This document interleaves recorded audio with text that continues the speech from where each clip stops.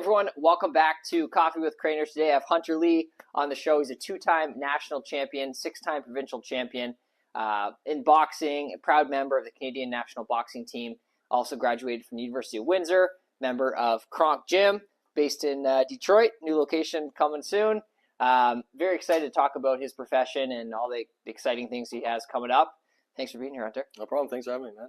So every show, coffee question. Where's your favorite place for coffee?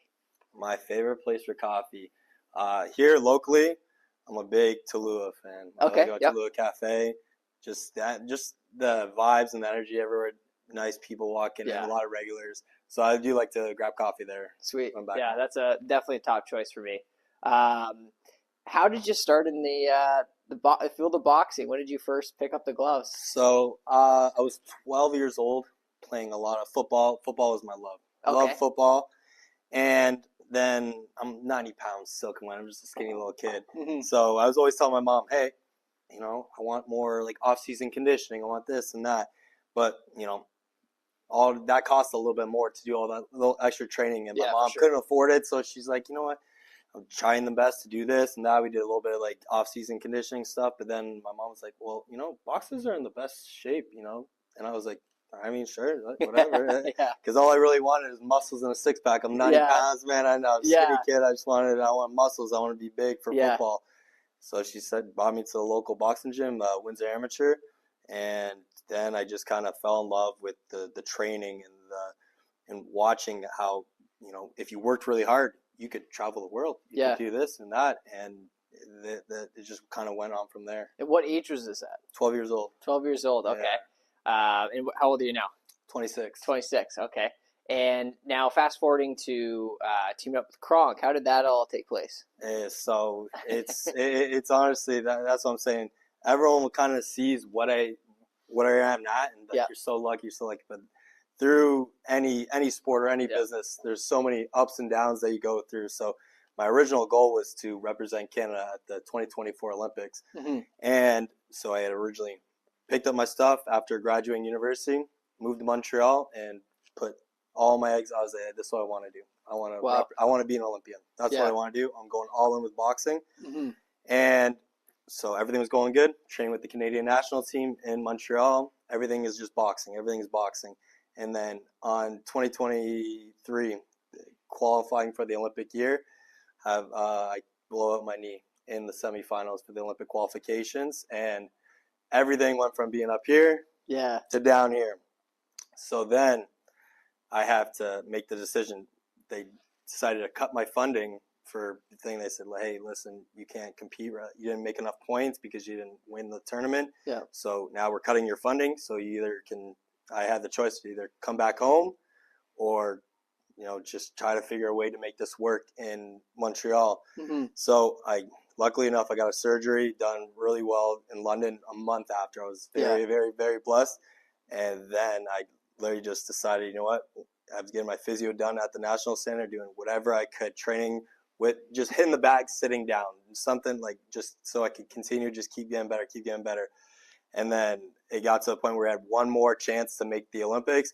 I fell short, but I realized, hey, my knee's good. Yep. It's going, so I just continue to keep that going. And then when I realized that the Olympics were done, I decided to move back home last year in 2024. Okay. To have my last amateur fight here in Windsor, Ontario. I said, all right, I'm done with the amateurs. I want to turn professional now.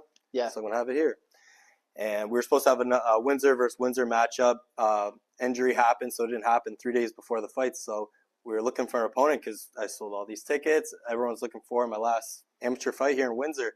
The only person we could get was the U.S. national champion who was across from in Detroit, Michigan. So 3 days notice, he came over. We had the fight, ended up winning, and it was a huge moment, taking that fight last minute. But it ended up working out because Kronk had reached out being like, hey, we know that you're a good fighter, obviously, but we like the way you hold yourself, you speak well, and we think that we want to see what you're going to do in the professional games. And it's been having a team like that with the experience and just knowing that they have your back. Like when you're in the ring, it's by yourself, but having a team to give you all the things you need and the support, unreal. For those that don't know, what is Kronk Gym? And okay, so Kronk is a legendary boxing gym that back in the 90s, and 80s and 90s and early 2000s, that they had multiple world champions, like names like Tommy Hitman Hearns, um, Gerald McLennan. There's so many names, and then even like some like Tyson Fury would come across all the way from Ireland. Andy Lee come from Ireland. The Klitschko's from Russia would come to Detroit to train at this legendary gym. So back in the day, the Kronk had this huge name. Yeah. And a famous trainer by the name of Emmanuel Stewart, who's goes down as one of the best trainers of all time. But then he passed away in the early 2000s, and then the gym had actually burnt down, so it kind of just vanished. Kronk had just vanished, and then a lot of people wanted to kind of bring it back and revamp it.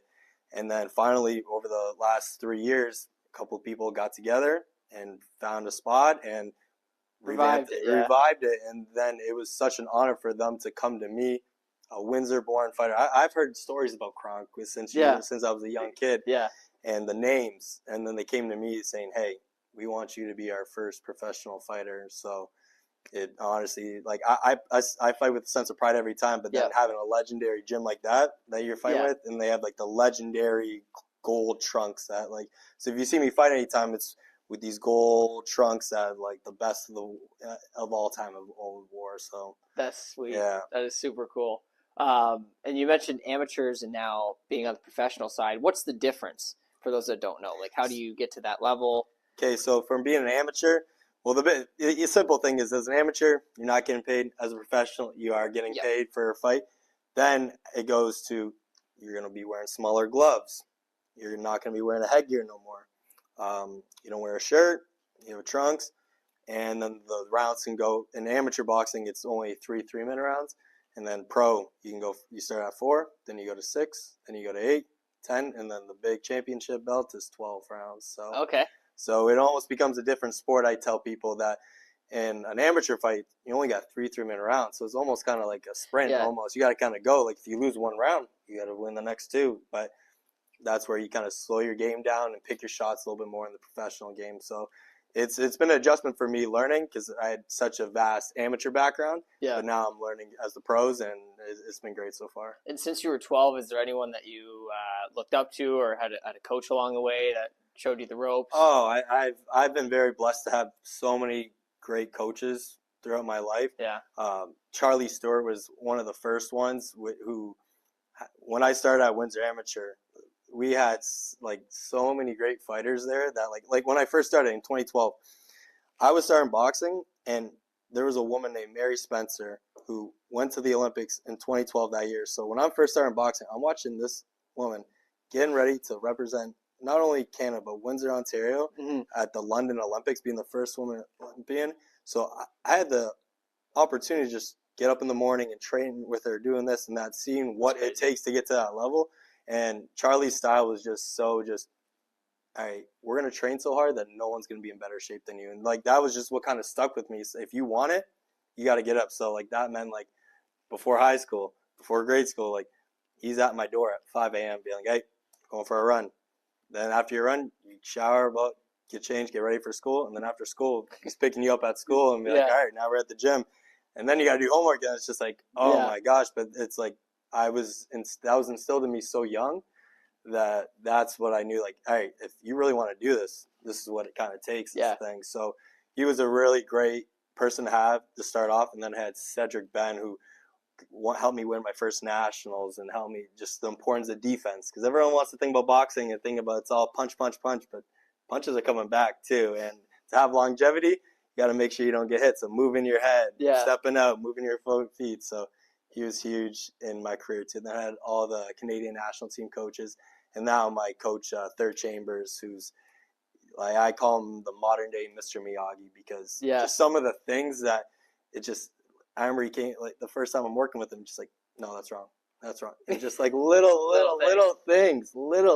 But then when I feel it, I'm like, "Oh my God, this makes so much sense." Difference, so much sense. And it just, that's what it takes at the highest level. Everyone thinks it's just people who are really, really good at those fundamentals, and it's so good to know, and that's why I like to pass on to other kids. Yeah.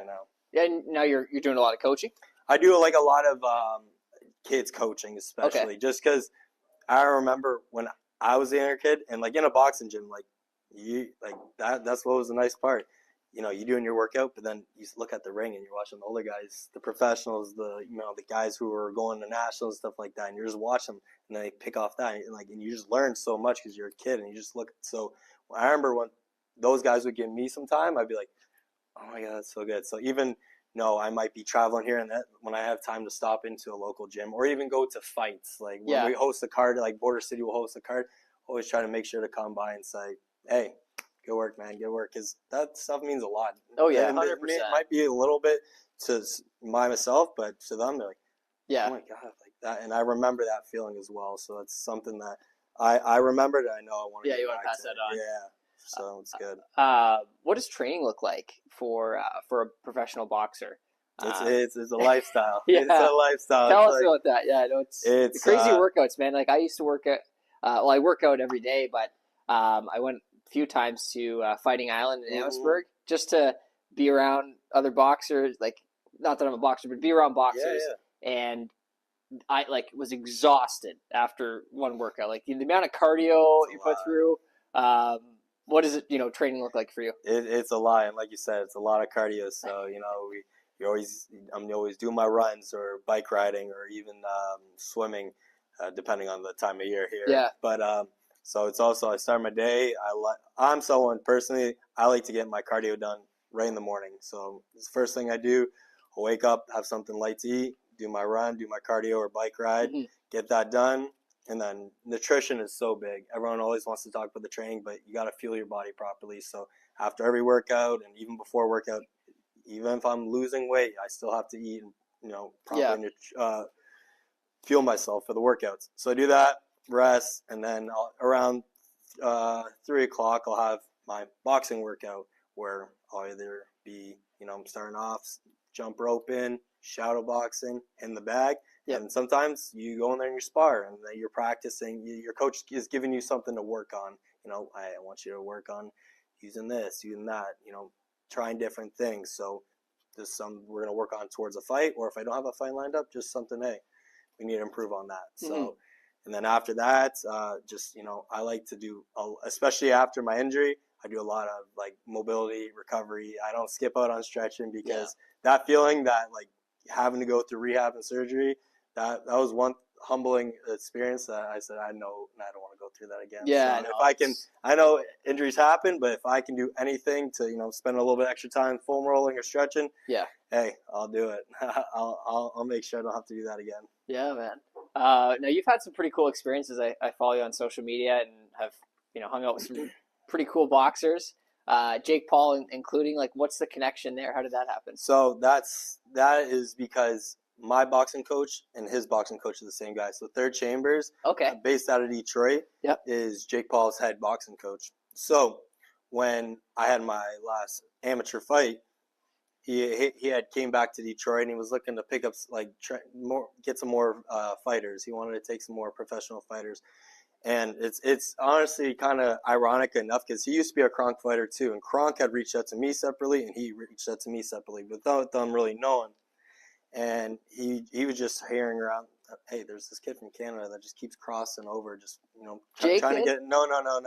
Just some of the coaches in Detroit were just like, hey, this kid keeps crossing over the border training. I think, I mean, he wants it, man. So like, like I said, he's the modern day Miyagi. So I met him one time at a gym in Detroit. We talked, did a little bit of training, and then he's like, hey, you want to come out to Puerto Rico? I said, sure, what's on?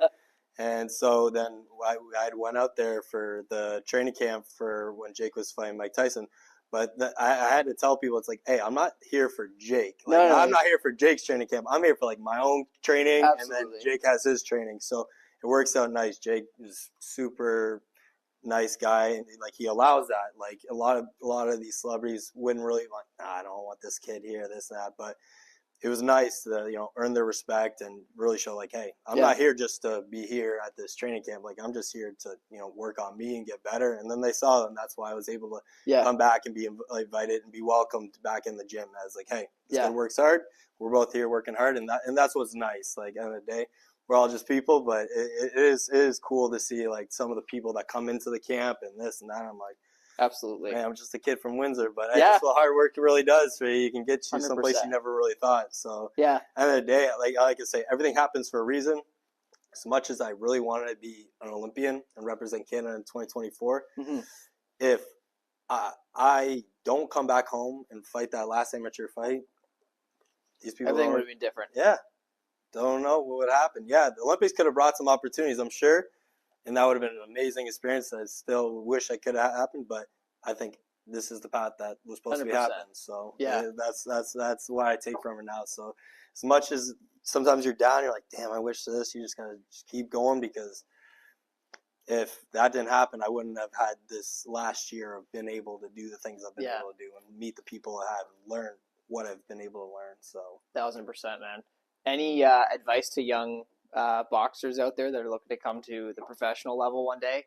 Anything you would recommend? Just take it one day at a time. Don't beat yourself up too much. You're gonna have good days. You're gonna have bad days. But at the end of the day, it's like if you really want it, you can do it. Yeah. You just gotta really, really want it, and that goes to anything: boxing, business, art, music. I have a tremendous amount of respect for people who go through the highs and lows. It's not easy, but it only takes one opportunity. Whether it's music, this and that, just one. You see it happen all the time. People blow up. This happens. This. You get that call. Mm-hmm. Now I'm here. Stay now consistent. I'm there. Stay consistent. Consistency over. I was never the most. I wasn't the fastest. I wasn't the strongest. I had summers where I got beat up every day for a summer, but I just kept going, and then that person took a little bit of time off, and I kept going. and then you catch up to people, and that's the beautiful thing about work ethic. And I that over everything. 100%. Like someone who outworks is going to be talent every day. Yeah, every time. So Agreed. That's what I preach everywhere, whether it's sports, business, school. Just keep working. You're gonna have highs and lows. You just gotta keep pushing on those lows. And don't get too high on the highs. Those lows, you're gonna come crashing. Exactly. Anything exciting that you could share that's coming up that you're looking forward to? Yeah. So Kronk finally, because since I've been a professional, it's just kind of my schedule's been all over. Like we've been bouncing around gyms in Detroit, or we've been going to Puerto Rico to train, or we're here and there. So finally, Kronk has a space now at the Brewster Center in Detroit, Michigan, which is right in Eastern Market, 4 minutes away from the tunnel. Yeah. You could walk over. Right when that new bridge is done, I'll bike over there. That's for sure. Yeah. Which is beautiful, and it's done so well, and it should be open sometime in November. Wow. Which is going to be just awesome to have really just a home gym again. 100%. And for other, up and coming boxers, hey, you want to come train with because so many great boxers are going to flood to come train here, which is what happened back in the old days. We didn't have to go looking for people to train with, like all the top people. They would come to our gym. They would come to Kronk, the best people in the world. So that's what we're hoping to happen again. Yes. So all the young fighters, just keep working, because hey, you're gonna have world class. You can test yourself there. That's what you're gonna see. And like, hey, this is where you match up at, and this is where we get better. Hey, you're here. Let's keep going. Keep going. So it's very exciting for something like that, not only for Detroit, but us, Windsor being a border city, is right there. Like, you can't get anything better than that. You're getting that international experience with all the Americans, but it's right there. It's so quick. I can't even go up all the way up to Tecumseh or anything. You get there. Yeah, man. It's so close. So that's awesome. Super exciting for that. Yeah, well, I'm excited to follow along, man, and catch your next fight, and appreciate you being on the podcast, taking the time. And if there's anyone watching that you did miss the episode, you can just visit coffeewithcrainer.com. If there's young athletes out there that want to reach out, could they send you a message online? Of course, yeah. I'm always open on my DMs on Instagram. So if you do want to follow and ask any questions, it's Instagram. It's Hunter_Lee21. And I hope to see a lot of upcoming boxing. That's the great thing with Jake's doing. I'm not going to lie. I just want to finish to that. He's bringing a lot of attention to the sport. A lot of people want to give him a little hate, but he does work so hard, and he he doesn't have to do this. Like he's really Yeah. and he's bringing so much eyes. So like I love it. Yeah. It's bringing more popularity to boxing, which is great, and Mm-hmm. I hope a lot of kids want to get into something that they can't really that's their thing. Yeah. So all you need is a pair of gloves. that's it. Awesome. That's it. Thanks so much, man. Thanks for watching, and we'll see you soon. Take care.